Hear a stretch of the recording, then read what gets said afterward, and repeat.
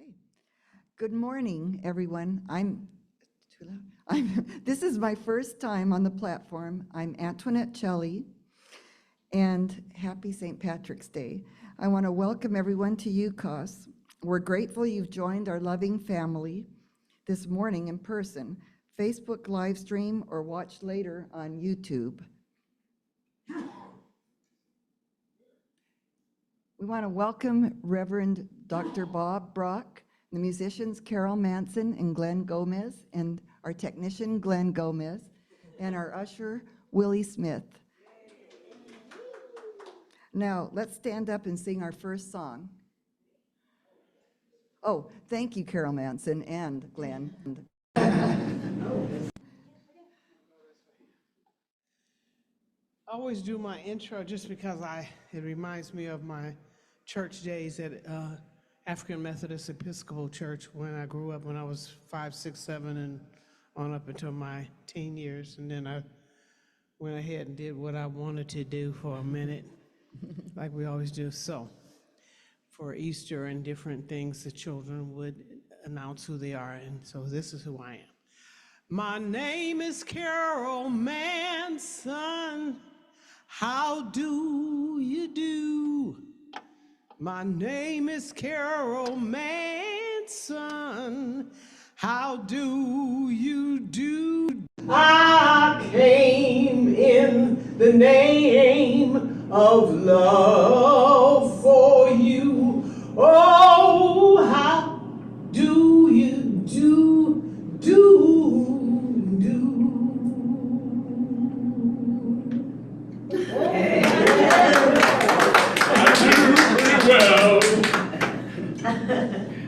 We developed a lot of skills by singing in church back in the day. So here's the opening song now.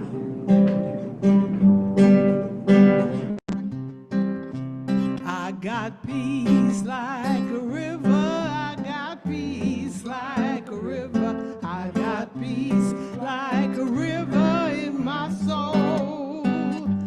I've got peace like a river. I got peace like a river. I've got peace like a river in my soul. I've got love like an ocean. I've got love like an ocean. I've got love like an ocean in my soul. I've got love like an ocean. I've got love like an ocean. I've got love like an ocean in my soul. I've got joy like a fountain. I've got joy like a fountain. I've got joy like a fountain in my soul. I've got joy like a fountain. I've got joy like a fountain. I've got joy like a fountain in my soul. Back to peace. I've got peace like a river. I got peace like a river. I got peace like a river in my soul. I've got peace like a river. I've got peace like a river. I've got peace like a river in my soul. Thank you so much, Brian. It's nice when we sing songs we know. Yes, beautiful. Like any good unity service, let's open in prayer. I invite you to sit comfortably on your chair, feet on the floor. Take a gentle breath of air in and Father God, we are so grateful for this wonderful little spiritual community here in Stockton, California.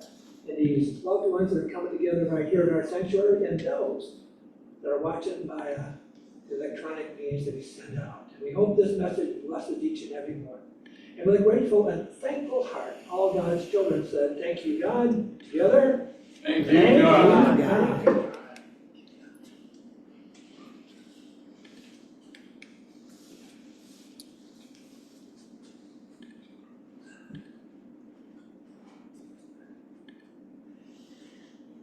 Okay.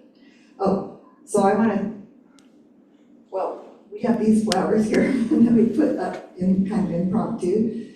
And I want to speak our sacred prayer affirmations from our Silent Unity Prayer Ministry. And I want you to come to speak with me. So I'm going to start. Inner peace. I release all to God. My spirit is peaceful and free. Guidance. I open my mind to divine inspiration and follow my divine direction. Healing. Every atom of my being is invigorated with healing life. Prosperity. I am prospered by divine love. World peace. I am an emissary of peace and harmony in the world. And now is our time to greet each other.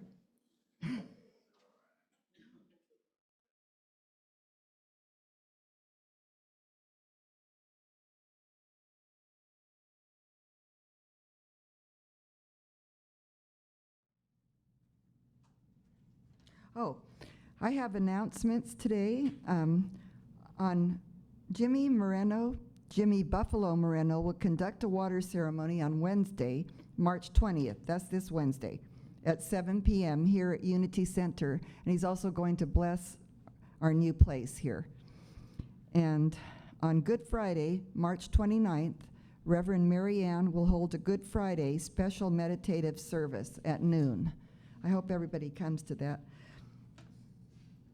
That, of course, is on Friday. Yeah, yes, Good Friday. We invite you to pick up a copy of the Daily Word for a $1 to $2 love offering, or you can visit unity.org for the Daily Word.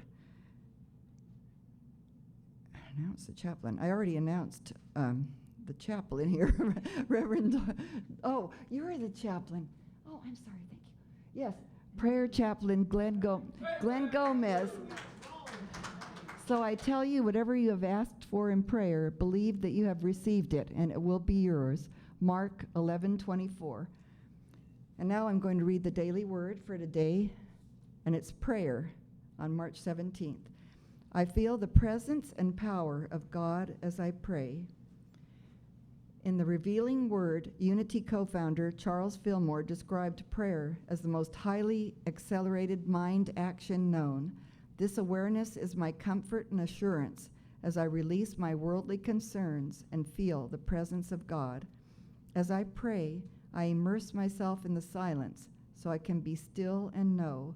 From this place of deep communion, I relax and focus my attention on the divine ideas of life, love, wisdom, strength, and order, which are always mine to claim. As these spiritual truths flourish in my consciousness, thoughts of my troubles and worries fade from my mind. In the past, I may have believed prayer was a way of asking God for help and solace. Now I understand it as one of the best ways of helping and uplifting myself. Be still and know that I am God. Psalm 46:10. Now let's prepare for meditation.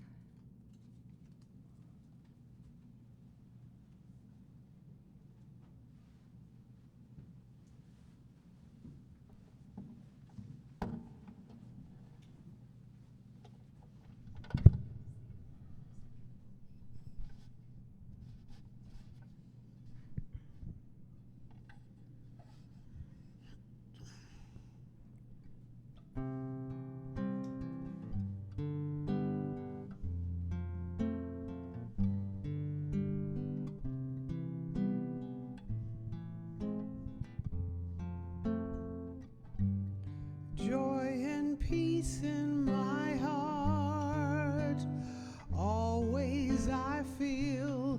Joy and peace in my mind, God within revealed. Joy and peace in my life, I am healed.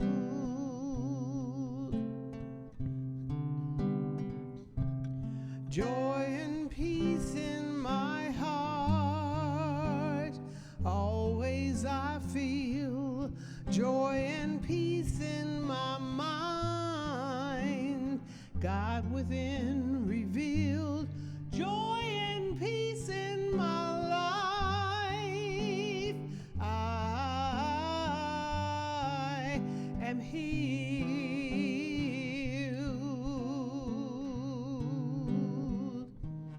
Joy and peace in my heart, always I feel.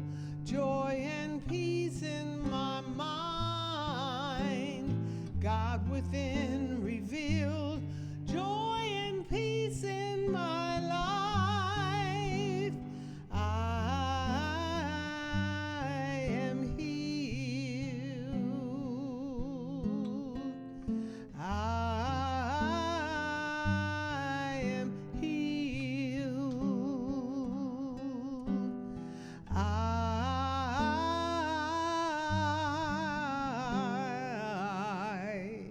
am healed.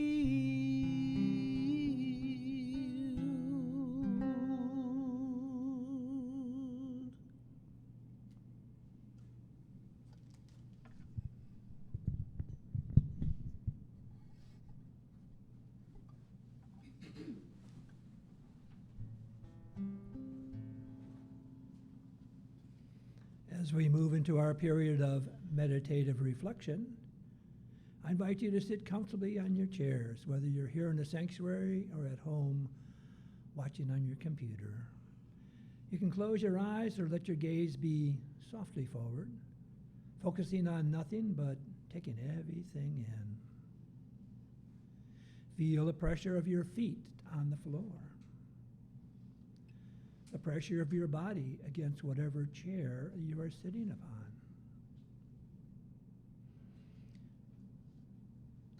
Bring our awareness to our breath and notice that gentle rise and fall of our breath. This wonderful process that continues whether we're aware of it or not.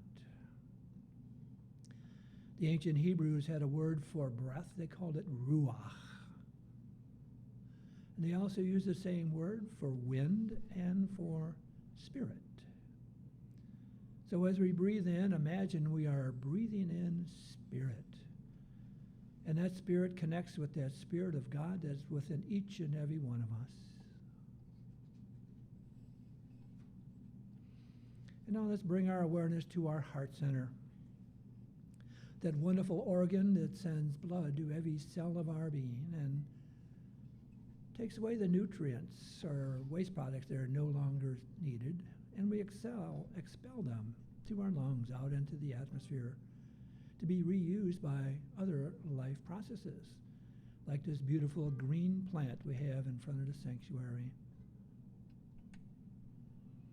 And if there's any part of our body temple that needs that healing hand of spirit, I invite you to see spirit-filled, love-filled blood flowing into that area, bathing that area in a blue-white light bubble of healing energy, bringing about the right and perfect healing at the right and perfect time and in the right and perfect way.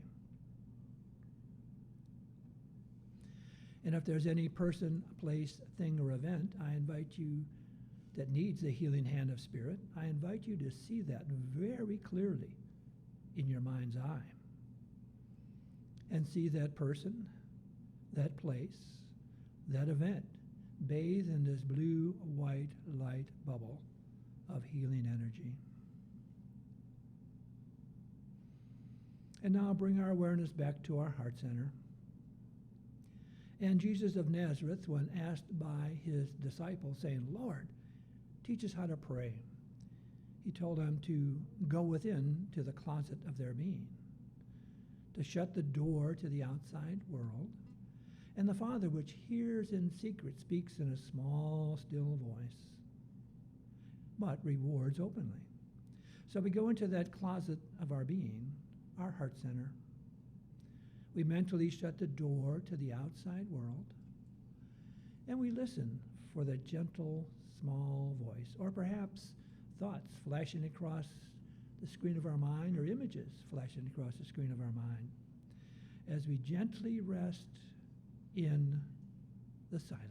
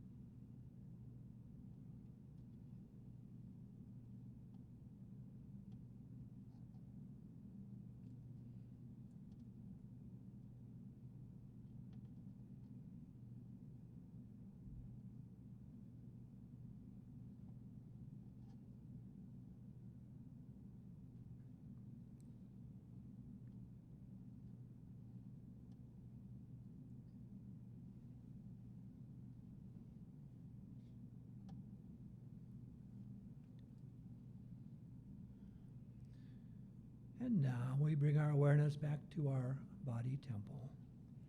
And perhaps in that brief period of silence, something like a small, still voice may have spoken to us, or thoughts flitted through our mind, or images flitted through our mind, or perhaps not. But we have made ourselves open and available to Spirit. Perhaps later today, a book we're reading, an email from a friend, a movie we're watching, a phone call may trigger some event and reveal what Spirit is calling us to do for today. So now let's gently open our eyes. And Spirit said, "Let there be light," and we'll be ready for our lesson.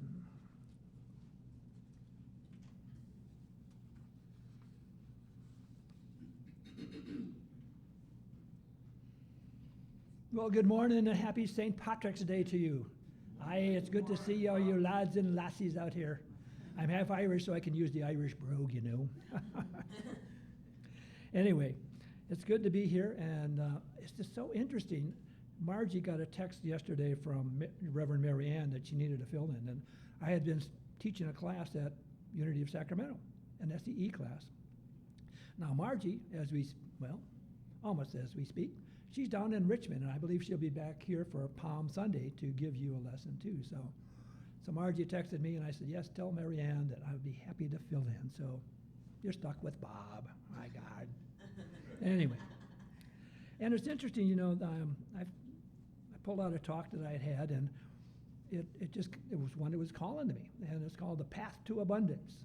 And it's amazing. You know, Margie and I speak at these other centers, and for me at least, I don't contact the musicians and say, hey, other than sending the title talk and the theme, but Spirit works through these musicians. And the talks, the topics and of their songs and whatever, it just dovetails together perfectly. And they didn't see my talk yet. So, you know, I know Spirit is at work in this spiritual community and in our lives as well. So the title of the talk is Path to Abundance. And being a Bible teacher for the Unity Urban Ministerial School, of which your Reverend Mary Ann was one of my students and is a graduate, I like to use Bible stories. And being a good Unity minister, I also have stuff from Charles Fillmore, a kind of basic fundamentalist Unity stuff. And the story that really came to mind for me was a story from what was called the Hebrew Bible. Christians call it the Old Testament. And it's a story about 3 kings, and it comes from the book of 2 Kings in the Hebrew Bible. And the king of Israel, Moab, Judah, and one other guy, Edom. They kind of came together in a little incident. It seems like Moab gave an annual tribute to the king of Israel of 100,000 lambs and the wool from 100,000 rams. Well, they had a change of powers that be, and the new king says, I ain't doing it anymore. So the king of Israel says, hey, I need to go teach him a lesson. So he talked to his good friend, the king of Judah, and said, hey, would you like to come with me and teach Moab a lesson? So he says, yeah, sure, what's your plan? He says, well, we're going to go through Edom, the land of Edom. And of course, they're going through Edom, and he says to the king of Edom, hey, you want to come on along? You know, these kings saw an opportunity to get a little booty from conquering other companies. So they are marching 7 days through the land of Edom. And this was a pretty desolate area, desert area. So they're going 7 days, and they ran out of water. So there's no water for the men, there's no water for the animals. And these three kings are going, oh my God, you know, I thought Yahweh was behind us in this action here, you know, and it looks like we're being sent to die here in the desert. So isn't there a holy man among us? And the king of Judah says, well, yes, Elisha is here. Now, Elisha is one of these famous prophets in the Bible there. So he said, let's bring Elisha here. So Elisha comes up there, and him and the king of Israel had a set-to sometime. And Elisha says, hey, I ain't praying for you. Why don't you pray to those gods that your mother and father used to? And he says, look, I wouldn't have called you except for the king of Judah, you know, kind of recommended you. And we got our men, our animals need water. And he said, okay, get a lute player and have them play a song for me. So we know music calms us and brings us together. So the lute plays a little song, and then Elisha says, okay, this is what the Lord God has told me. And he says, the Lord says to fill this dry valley with trenches to hold the water he will send. You won't see wind or rain, but this valley will be filled with water, and you will have plenty for yourselves and for your animals. Wow. So they're in this desert. They're told to dig trenches. So they dig the trenches. And the next morning, after their morning sacrifice, the water comes flowing in. It doesn't come from rain, it just comes flowing into the valley. And of course, they stayed in the trenches, and they had water to drink. And the rest of that chapter of the story goes on how they conquered the king of Moab. So it's interesting looking at this story. You know, sometimes when we ask Spirit for guidance, and we go along the path they think we're supposed to do, like Israel going out there to get his due stuff, and we get in a situation and we realize, uh-oh, maybe this is more than bit off more than I can chew. So we turn to God again, perhaps through somebody, a trusted advisor or whatever. And they pray and they give you advice, which does not seem to match up with what logically is in your mind. You're in a desert. How can you dig trenches and have water come in from nowhere? But they do that. So when the Spirit gives us direction, we sometimes have to take action that does not make logical sense to us. You know, I think one of the things looking at the story metaphysically, and in Unity, that's one of our main tools, looking at these Bible stories. Metaphysically, Israel is the chosen people. And, you know, we can feel like the chosen people. And Edom is that life consciousness out there. So sometimes we feel that life is not giving us what we think we need. So we turn to our prayer partner, which is Judah, means praise Jehovah. So we're praising God. All right, God, give me direction to go. And we go through Edom. It's kind of a dry spot, you know, maybe we're not doing right. And then we call upon prayer again. This time, this was Elisha. And Elisha was a great prophet. And we get this direction. So sometimes we need to look at these little stories morally. And yeah, be cautious reading the Old Testament. I used to read this book before I went to bed. It was called SEAL Team 6.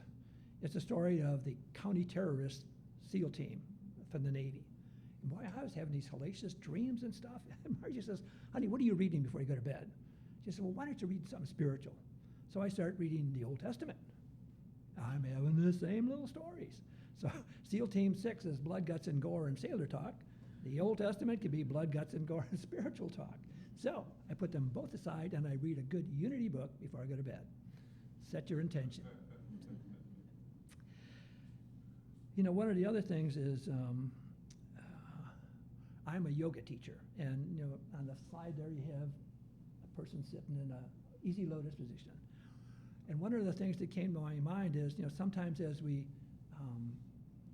ask in Spirit for guidance, we have to tune into our own personal power. And in yoga terms, our personal power comes in our second chakra. It's down in our pelvic girdle. It's called Svadhisthana, means one's own being. And it's located with the color orange. So as we focus on these chakras, we can see our personal power flowing into our lives. And it's interesting when I think about that personal power, as I did a little background check on my yoga and chakras and yoga philosophy, the even number chakras are female. So the second chakra, Svadhisthana, is a female energy, and the odd number ones are male energy, and they kind of link together. You know, if you look at that yin-yang symbol, it's that circle with black and white, and it's not split exactly in the center. It's that curve type thing. And in the black, there's a little dot of white, and in the white, there's a little dot of black. So it's kind of an equal balance type thing. So coming into equilibrium and staying in balance. And, you know, as we go forward and keep things in balance, sometimes we have to take things out of balance. When I was in Coast Guard boot camp, we had to learn how to march, you know, coming to attention. Left, right, and you're marching along in unison. And I remember the company commander says, all right, I'm going to teach you this new command. It's called break step. Break step. So we stop, and then we just kind of move on along on our feet our own way. And he said, the reason being, if you're marching across a bridge and everybody's foot's coming down at the same time, it can send up a harmonic, and it can get the bridge vibrating, and the bridge can fall down. And actually, on April 14th in 1831, in Manchester, England, a group of Brits were marching across this bridge. They didn't break step, and the bridge fell down. So sometimes as we're moving on along in our life and we're in harmony with everything, we may to break step and go through there. I think that, and sometimes it forces us to think beyond what we normally do.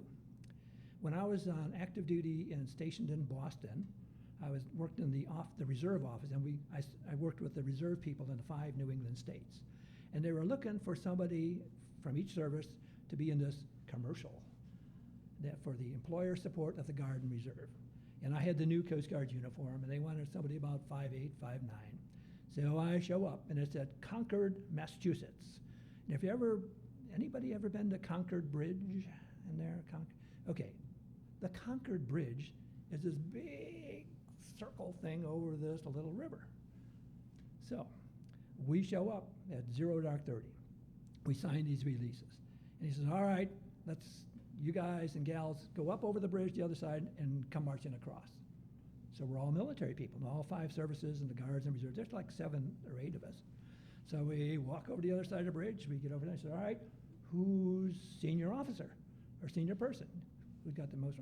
So okay, well, let's put ourselves in rank order precedence, because in parades, there is an order of precedence for all the services. So we all line up there. Senior man goes 10, hoot, march across the bridge. We come walking up over the bridge and walking down, and the director goes, stop, stop, stop, stop, stop, stop, stop. So we stop. He says, look, I want you to come walking across the bridge, like ambling across. And he says, you know, we need to shift people around here. So they shift us all around. So we get back over there, and we're saying, all right, let's amble. So we're ambling, and we get up over there. Stop, stop, stop, stop, stop. You have to talk to one another. Now, when you're walking in ranks, you know, you stay together, you march, and you don't talk to one another. You look straight ahead. So breaking 2 traditions of the military. So we get up and we are walking across the bridge, and we're talking to one another. And if we walked from morning, a noon break, and then noon till like the end of the day. And, you know, after a while, you get trouble talking to the same thing to the same person. So we were kind of muttering in our military vocabularies, and if anybody could read lips in this commercial, God forbid them. So anyway, so, you know, sometimes as we have to change and do stuff differently from what we're normally to do. You ask all these military people to amble across and talk to one another when you're used to marching. Big shift. And the other thing is about male and female energies. You know that yin and yang is male and female energies. And for me, I've come into several situations about male and female energies. Some years ago, I was learning to fly airplanes and these little Cessnas, the tail draggers, not Cessna, Cetabrias, tail draggers. And my instructor was a gal named Spider. And I think she told me one time how her father named her Spider and why, but anyway, that was her name, Spider. And she was my teacher. So we're going on along, and then Spider got in knocking heads with the owner of the aircraft service. So she quit. And her husband, Mike, comes over and takes my lessons. So we're in the airplane, and Mike's in, you sit one behind the other, and Mike's in back of me. He says, all right, Bob, put the power to it. Now when the tail comes up, make sure you step on the right rudder because the airplane wants to go left. And we're going, and I'm sitting there going, what's this guy telling me to do? This male energy's coming up, and I'm going, hey, I don't want to be told. So anyhow, we're flying, and I said, wait a minute. I'm paying him $25 an hour to teach me how to fly. I haven't soloed yet. I can't fly this by myself. So what's up with that? You know, it's just this male-to-male energies were bashing heads, and I was so used to Spider. And it's with the gals, too. I was also taking riding lessons with this gal who owned the stable where I had my horse stable, Mary Grace Davison. And she's given me riding lessons. And, you know, she's got on a lunge line, and she stops. She says, Bob, I just love teaching you. I said, why? She says, because you actually do what I tell you to do. And I said, Mary Grace, I'm on active duty in the military. I'm used to doing what I'm told to do. She says, some of these gals that I have, they want to argue with me about doing something. But let a male clinician come in and give a horse clinic, tell them the exact same thing, and they do it without question. Then they go, oh, isn't that wonderful how he's helping my riding? So this male-to-male energy and male-to-female, I think there's something to it. I know on our GPS, I have a female voice, Margie has a male voice. So as we get with these male and female energy. So sometimes it's necessary. And in teaching my SEE class yesterday, one of those fellows sitting right here, he's got talking about male and female energy within him. He says, you know, and we both have male and female energy within us, the divine feminine, the divine male. And sometimes we need to tap into the divine male, sometimes the divine female. And guys can tap into that divine female and be more helping and feeling and caring, and gals can step into that male side and be more directive and moving. Another thing that came to mind was I used to be active in Aikido. It's a martial art. In my late teens and early 20s, I was working I was a first-class brown belt. Then I went into the military, and for years I wanted to find another dojo to study Aikido. And it wasn't until after I retired and I was living in Modesto, and there was a Aikido dojo in Modesto. So I went back in, started at the very beginning, white belt work, and I got a first degree black belt, a shodan. So, and you wear these little hakama things. And it was interesting at the studio, one time a bunch of deputy sheriffs from Stanislaus County showed up because they were going to work through their Aikido training with Aikidoists. And interestingly, there's a system called the COG system. Michael Cog, who was a teenager in World War II, was interned in the Japanese internment camps in Provo, Utah, became a martial artist, and became an LA County deputy. And he decided and he was martial arts, Aikido, and he helped to develop the law enforcement use of Aikido, which is really non-injurious, supposedly. But, you know, sometimes these officers, they're using these Aikido techniques to actually on the street. You know? So we're on the mat, we're practicing our art. And these guys and gals are doing their full application of it. But it's interesting to see the comparison of the two and how they did it. So the technique of Aikido, if somebody is attacking you, you enter in, you circulate, and you resolve. Now, it kind of goes against logic. If somebody's attacking you, you enter in, well, yeah, it cuts down the force. And you circulate. A lot of the moves we use are circular. And then you resolve. Either the person is down on the ground or you're holding them that they can't move. There was a fellow black belt, and she decided that she would apply these circulate, and resolve techniques to business. And she developed a program, and she'd go to these various corporations And not that she's physically throwing them around the conference room, but using these principles of when there's activity up, seems like somebody's attacking you or whatever, you don't run away, you enter into it. You enter into a dialogue. You circulate, and then you resolve. And the last thing that kind of came up to me was faith and magical thinking. You know, our co-founder, Charles Fillmore, talks about faith, the perceiving power of mind linked with the power to shape substance. You know, sometimes things happen in our lives, and if I tell my brother-in-law, he goes, oh, that's coincidence. When Margie and I got married back in January 2002, and in fact, we just celebrated our 22nd wedding anniversary in January, and we went to Death Valley. And guess what was in Death Valley? A lake. Lake Manually, because they had these big storms and they had this huge lake there. So we walked down and looked at the lake. Well, anyway, we got married on January 6th, and we were going to go to our honeymoon in Hawaii. Her father had put it together for us on the big island of Hawaii. So we were going to leave from Modesto. So we get up on the 7th, drive to the Modesto airport, and the guy says, it was Tule fog last night. If anybody's driven through Tule fog, it's hard to see. The airplane couldn't land, but you have the connecting flight in San Francisco if you want to drive down there. There's going to be a bus later, but you probably won't make your flight. So Margie and I go, okay. We jump in her Jeep Cherokee, drive in the fog down to San Francisco airport. And prior to our wedding, I think at the Unity Church in Modesto, there was a presenter, and he talked about finding coins in these motel rooms. Even though they had been thoroughly cleaned, he'd find a coin. And he would pick it up and he'd look, and what's our motto on our coinage? In God we trust.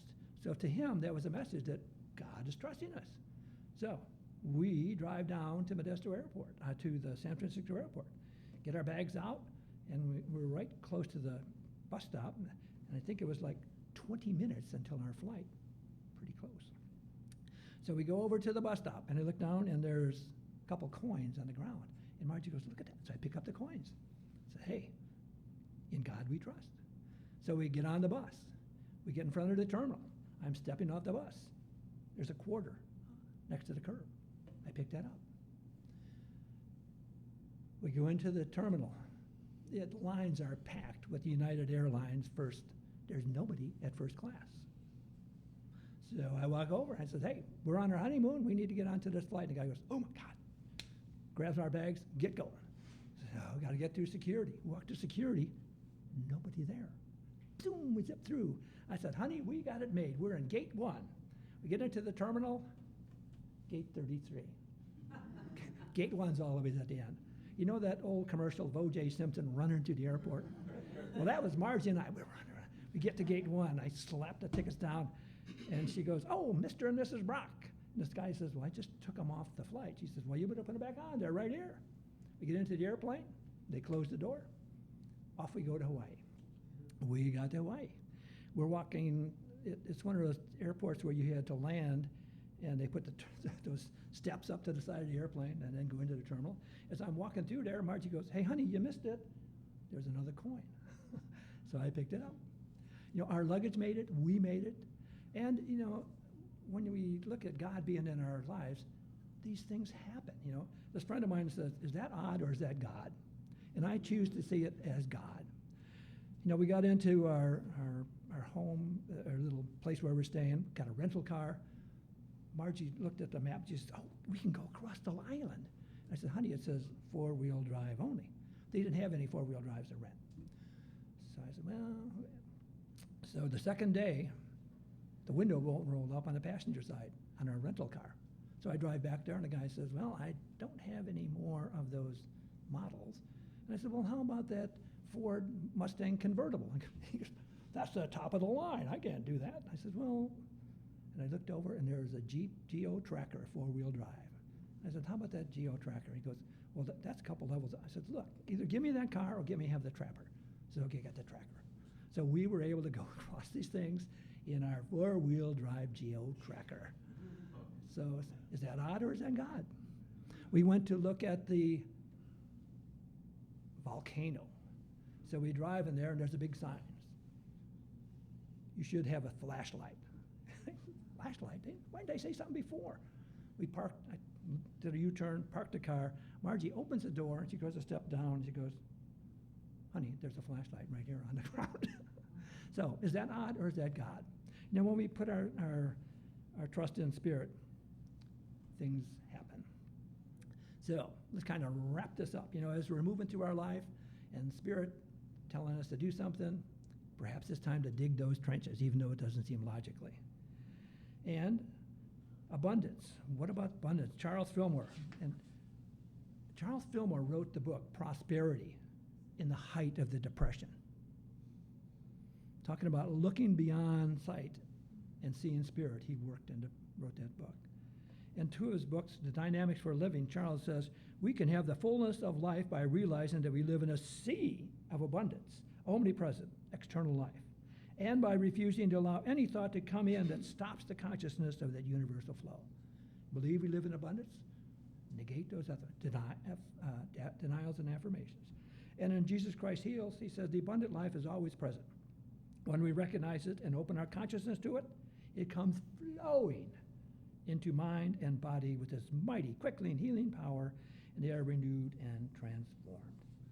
So, your assignment for this week, and you can tell Margie on Palm Sunday, look at those male-female energies that you run into in your life. And also look for those little things where, is it odd or is it God? And see if God is really present. And you might be finding some coins out there on your way to the car. Namaste, dear ones.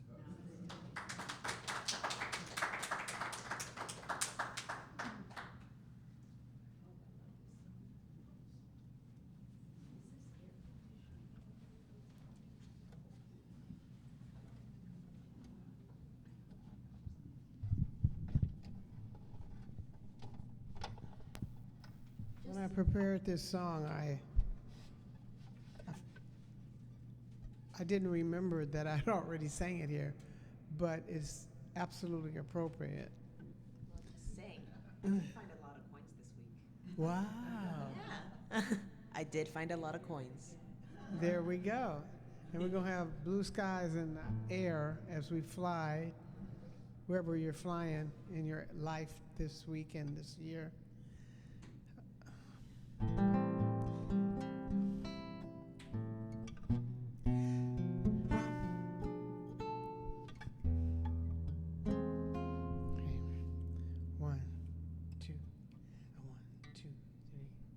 Blue skies smiling at me, nothing but blue skies do I see. Blue birds singing a song, nothing but blue birds all day long. Never saw the sun shining so bright, never saw things going so right. Noticing the days scurrying by when you're all of my, how they fly. Blue days, all of them gone, and nothing but blue skies all day long. Oh, skadoodly-dandy, ba-dee-da-day, yeah. Skadoodly-da-hey, ba-doo-dee-da-da-day, shoo-doo-dee-da-dee-day. Oh, ba-doo-dee-da-dee-da, ba-doo-dee-da-dee.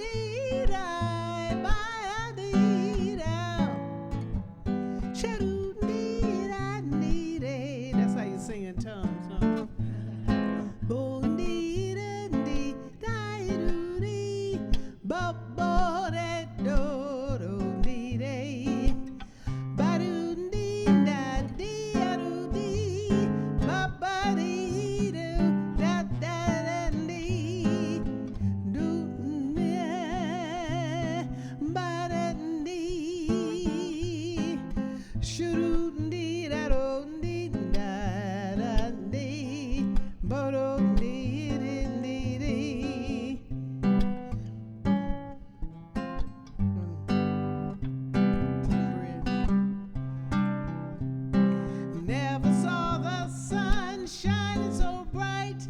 And never saw things going so right. And noticing the days scurrying by when you're all love. My, how they fly. Blue days, all of them gone.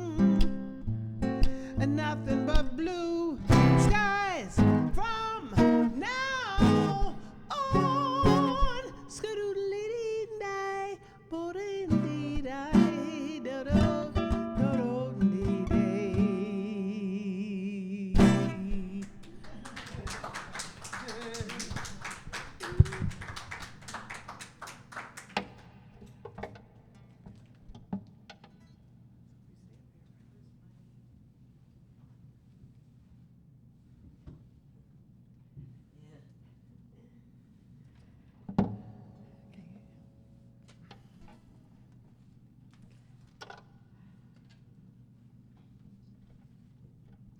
Okay, now is our offering time.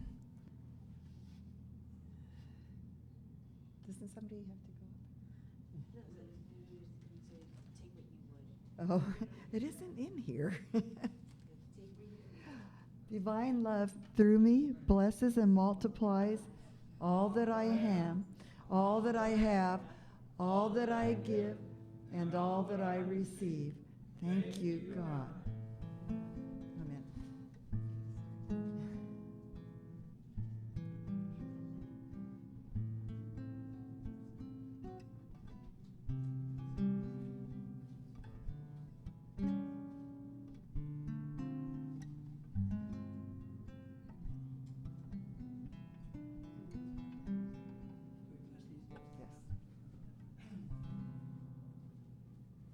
All right, well, we bless these gifts. Ancient Israelites were told to bring a full tithe into the storehouse, and the Spirit would multiply it. So we receive these gifts going forth and blessing this ministry, making it a beacon of truth right here in Stockton and into the world. And we see blessings flowing back to these givers, increasing 20, 40, 60, 100 times. And so it is. Amen.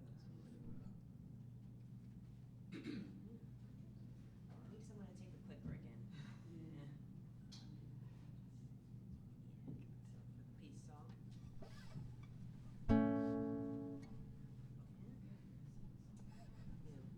Just the down arrow. And now let's get in a circle and do the peace song. Sing.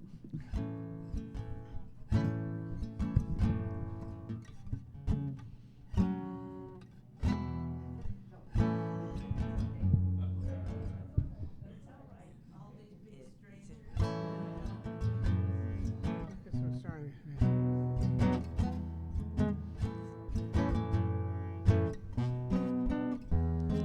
Yes, there